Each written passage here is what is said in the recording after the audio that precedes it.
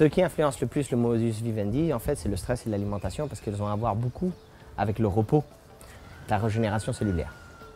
La médecine chinoise est préventive parce qu'elle a une autre approche. Elle évite qu'on tombe malade, ce qui n'est pas profitable, bien évidemment, pour des industries pharmaceutiques.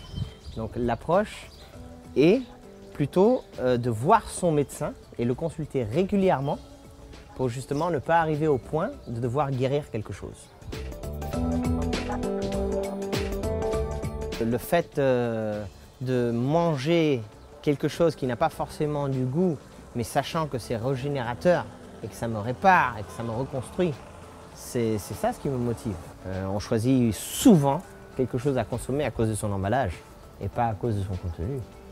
Tu répares tes cellules quand tu rentres dans certains cycles de sommeil qui sont plus réparateurs que d'autres. Certains organes sont activés à différentes heures que d'autres. Donc quand tu as une activité qui est remplacée par une autre, tu n'as pas la même récupération au moment du sommeil. Donc manger lourd le soir n'est pas bon. Les émotions consomment énormément d'énergie, au point de nous enlever le sommeil, de nous enlever l'appétit.